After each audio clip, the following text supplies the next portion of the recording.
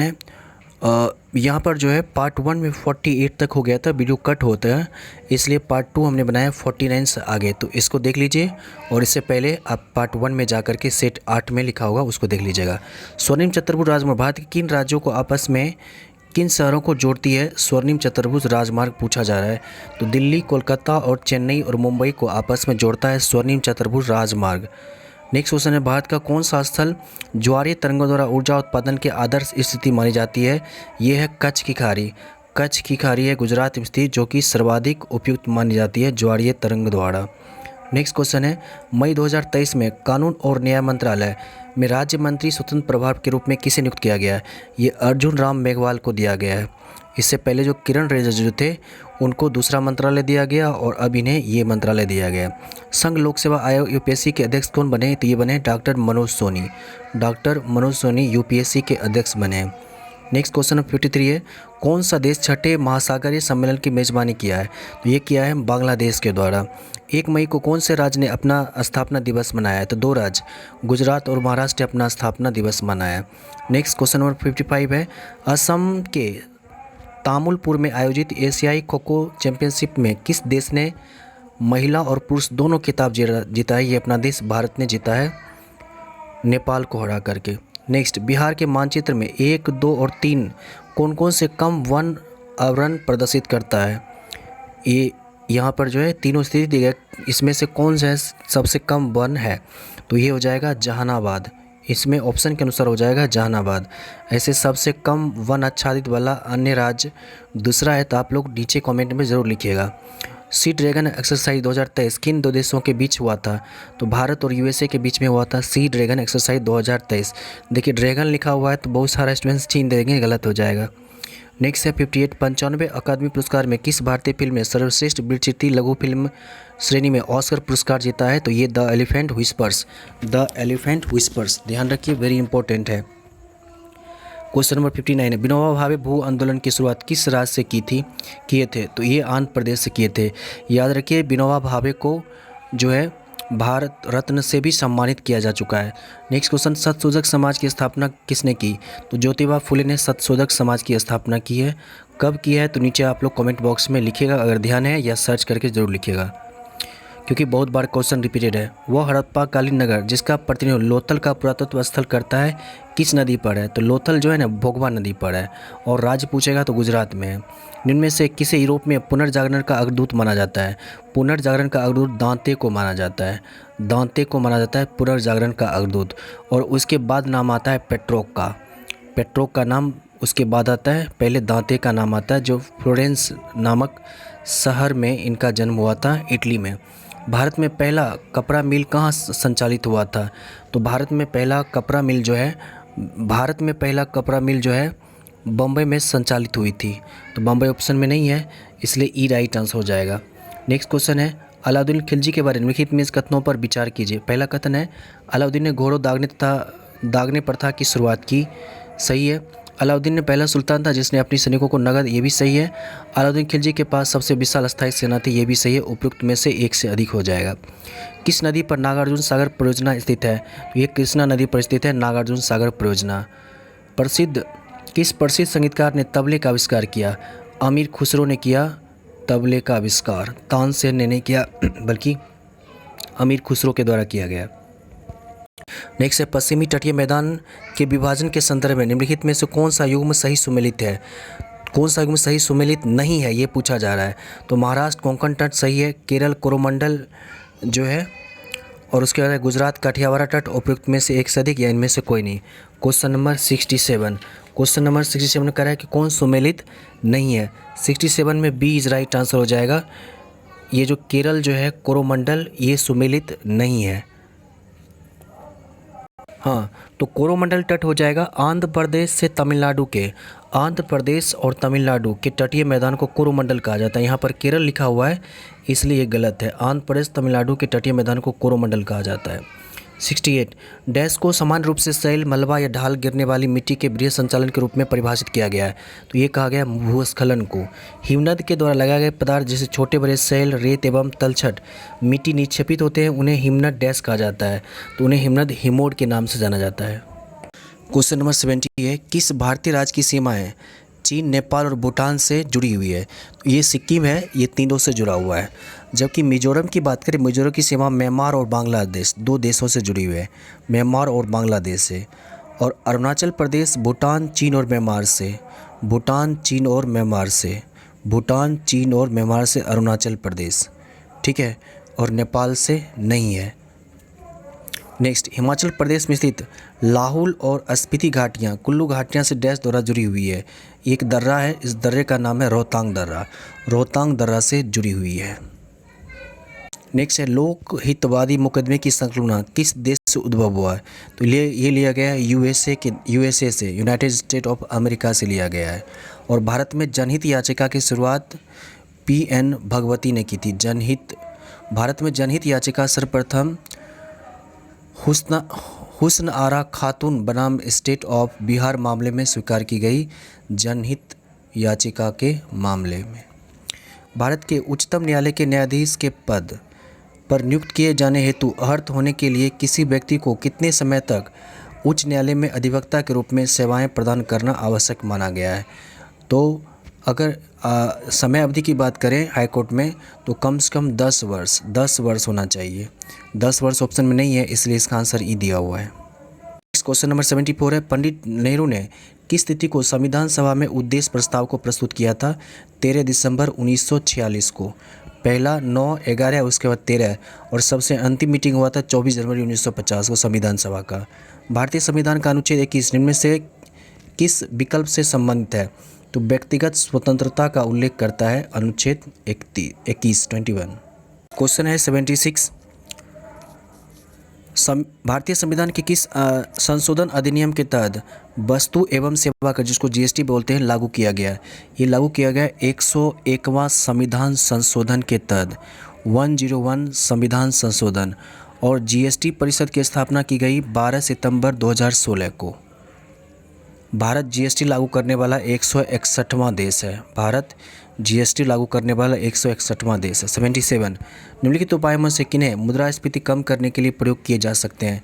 तो इनमें सभी के सभी प्रयोग किए जा सकते हैं। नगद आरक्षी अनुपात सीआरआर में वृद्धि करके, सामूहिक तरलता अनुपात में वृद्धि करके, और राज्य के काशी घोट में कमी करके। तो उपयुक्त में से एक से अधिक हो जाएगा। क्वेश्चन नंबर 78 है, निम्नलिखित समस्याओं में कौन सी समस्याएं भारतीय अर्थव्यवस्था में निरंतर रूप से जुड़ी हुई रहती हैं? मुद्रास्फीति भी रहती है, राजकोषीय घाटा भी रहता है ना? मुद्रास्फीति भी रहता है, राजकोषीय घाटा भी रहता है, और चालू खाता घाटा भी रहता है। तो उसमें से एक से अधिक हो जाएगा। और निवेश में कमी भी रहती है, तो वो तो दिया नहीं है, एक से अधिक हो जाएगा।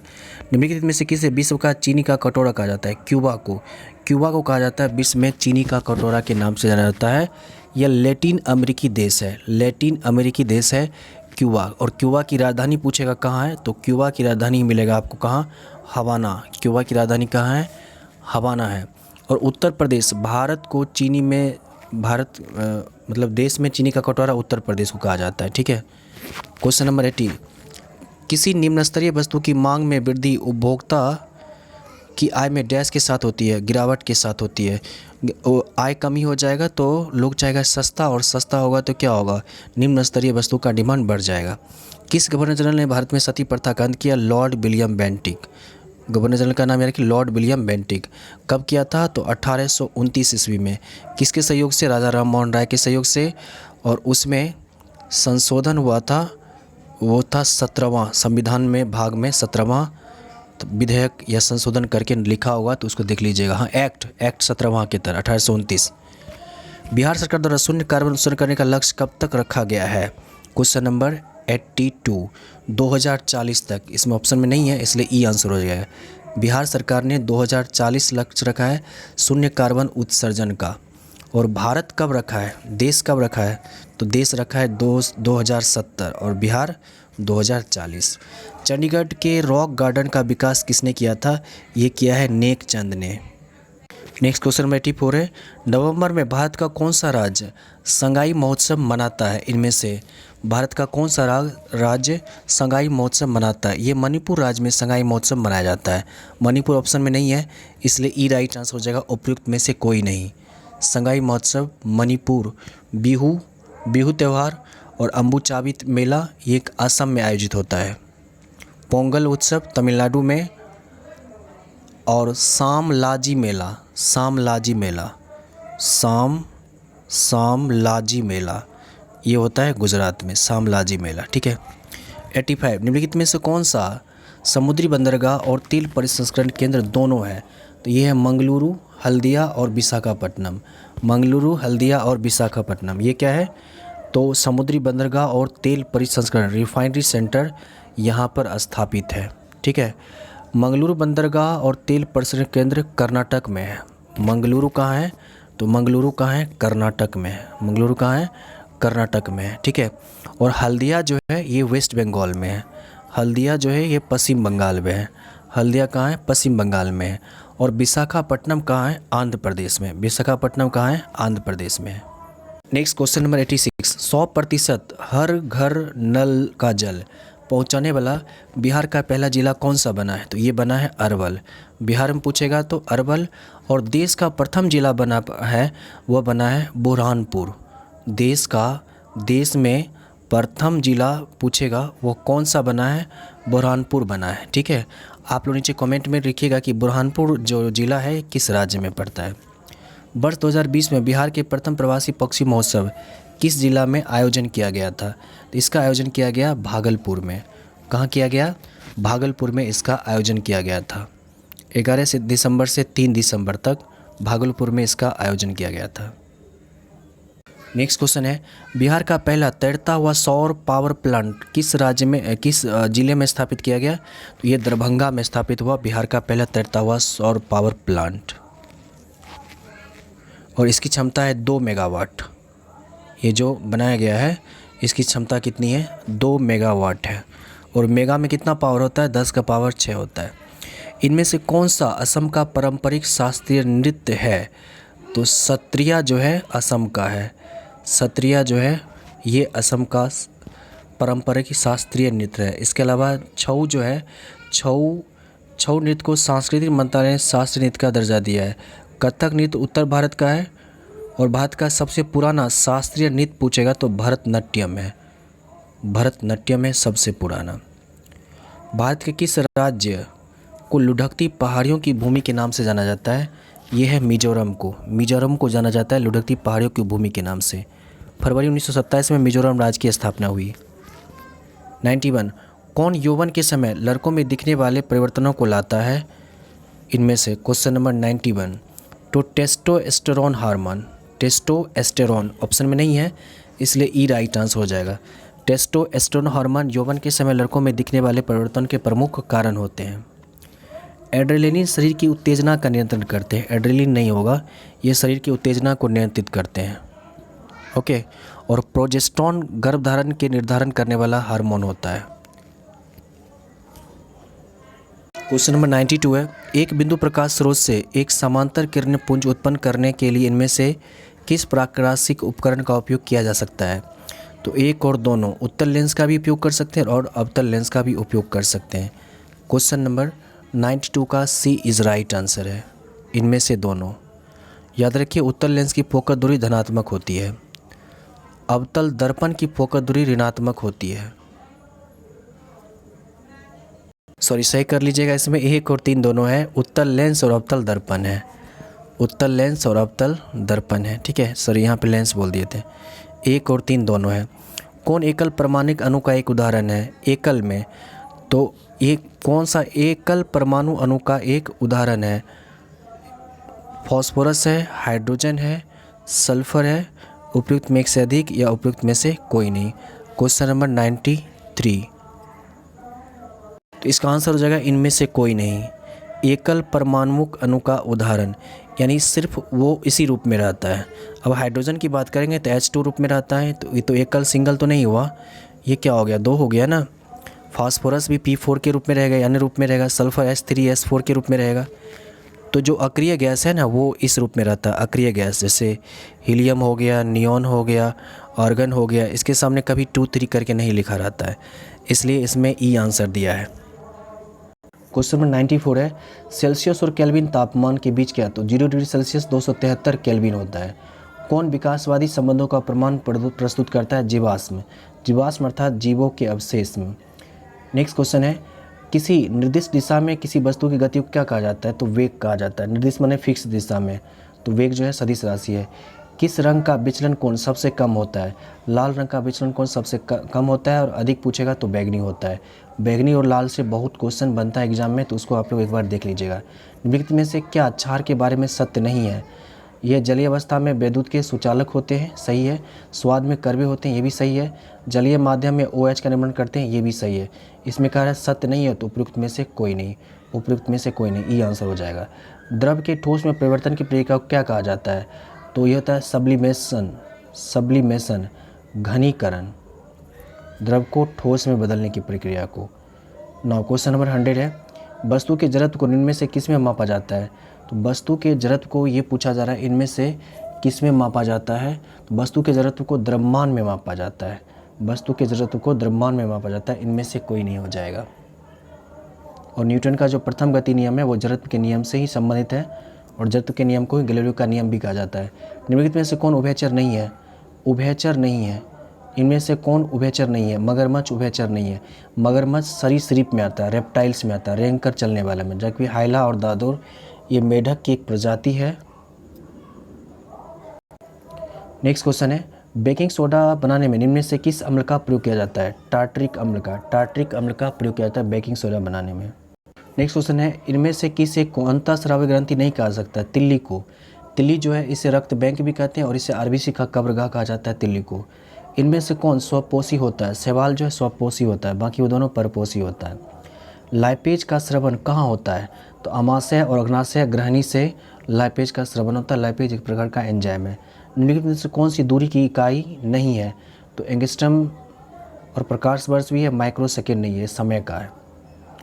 क्वेश्चन नंबर 100 है, प्रकाश में किस रंग की चाल कहाँ से गुजरने पर सबसे कम होती है? बैंगनी की चाल सबसे कम होती है, लाल का सबसे अधिक होता है। निम्नलिखित में से कौन सा जोड़ा सही है? तो गेहूं धान लेगुमिनोसी है, ये सही है। नाउ क्वेश्चन नंबर 110, गहरी सांस लेने में कितने लीटर गैस ग्रहण किए जाते हैं? 3.5 लीटर गैस ग्रहण कर सकते हैं। अपशिष्ट प्रबंधन करने की प्रक्रिया का पहला चरण पृथक्करण है। अपशिष्ट के विभिन्न चरणों में पृथक्करण के संबंध में गलत विकल्प का चयन करिए। यह एक लैंडफिल में जाने वाला अपशिष्ट की मात्रा को बढ़ा देता है, ये गलत है, बाकी सभी सही है। ना क्वेश्चन नंबर 112, निम्न में से कौन सा कथन गैसों के लिए सत्य नहीं है? तो गैस का न तो निश्चित आकार होता है और ना ही आयतन। ये कारण निम्न में से कौन सा कथन गैसों के लिए सत्य नहीं है?